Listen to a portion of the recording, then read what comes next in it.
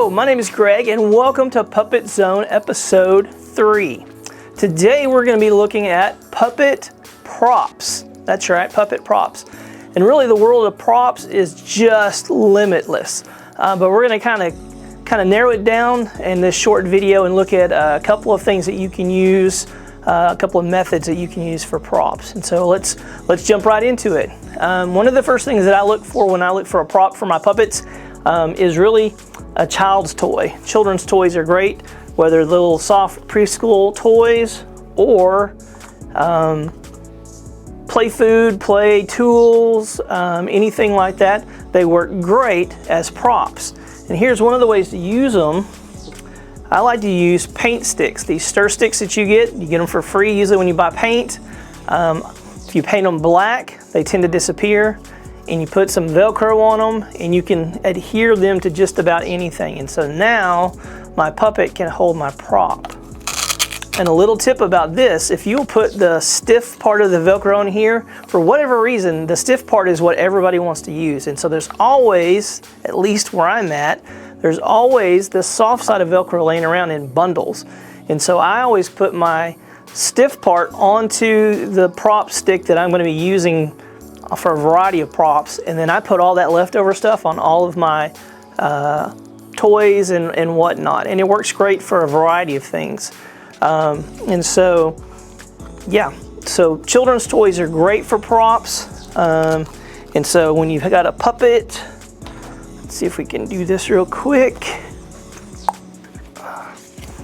You can actually even rubber band or Velcro the puppet's hand onto the item, and so it looks like they're holding it, but when you're behind a stage, it works great. And so children's toys on a prop stick are great. Another great thing for props for puppets are real items, and it works the same way. This is an old flip phone, but it's a real phone. It's not real heavy, but again, I put some Velcro on the back of it, and now it fits on my prop stick, and my puppet can use it in a skit. So real objects, if they're small enough and light enough, even some things that are really big are fun for exaggerations. Another great source for prop items I've found are actually dog toys. This is a hard rubber hot dog. I've got pieces of pizza and a variety of things, and they're actually dog chew toys. You find them at pet stores, and they work great for puppet props. And they're going to last a long time because they're made to be chewed on. So these are great as well. Let's see. You can find a lot of things that resemble real props or real items, but they're made pretend. So this big heavy looking chain is actually plastic, and it is great for puppet skits and puppet props because it looks real. It looks like a heavy item, but it's really very, very light. It's easy to manipulate with a puppet arm rod or to use for set pieces.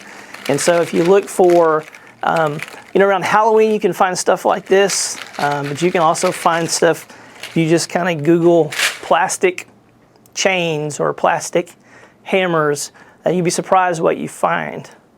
Let's see, again, other items, probably more for costuming, but you can find glasses and those kind of things. Our next Puppet Zone is going to be focused on puppet costumes, so we'll talk more about those kind of things, but you can put a variety of things on puppets as well.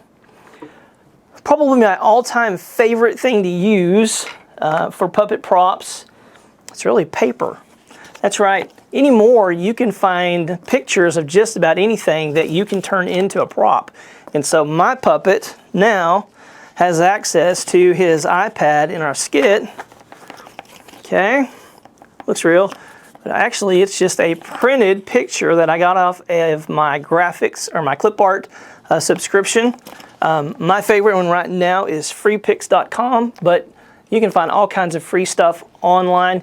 You can even use your phone and take a picture of an object and then print them off. So this is just the printed backside of an iPad.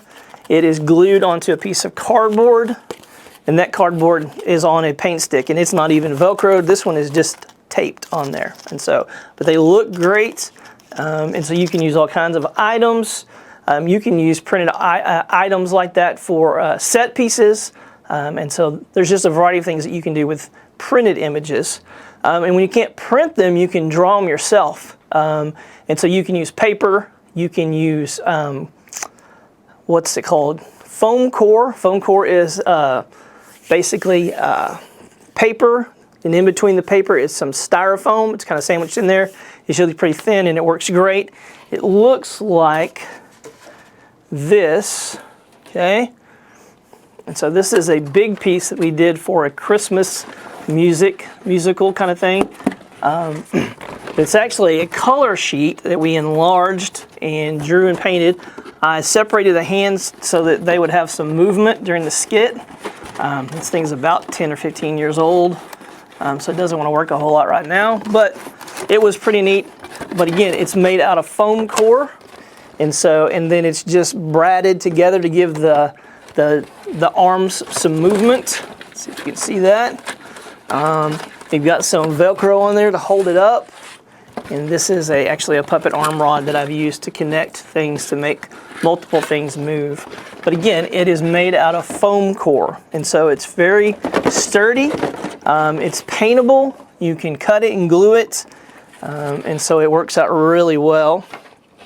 Another thing that I've used for props and set pieces is this insulation board. It's blue, there's some pink stuff. I like the blue stuff better. I don't know why, it's just what I've always used. And there's a couple of different thicknesses, but you can cut it into all kinds of shapes.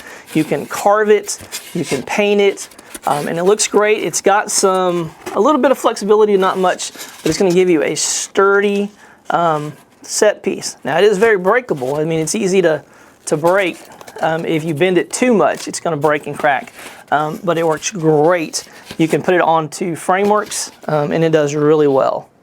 And if you can't print it, you can't find it, you can always draw it or paint it. This is just a sign. This is actually on some, I'm not sure what that is, that plastic corrugated board. It's a little bit heavier cardboard, but it's just been painted and stapled onto a stick. It makes a great sign. So those are good for set pieces. Your puppets can hold them, or they can be hooked to your stage, just a variety of different things. Some other things you can do, you can use PVC pipe to build things. We've done a few things with PVC pipe.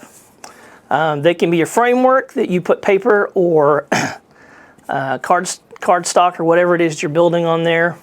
But you can also use them to build things. A few years ago, I wanted to have one of my puppets in a wheelchair, and so I was able to build the top part of the wheelchair.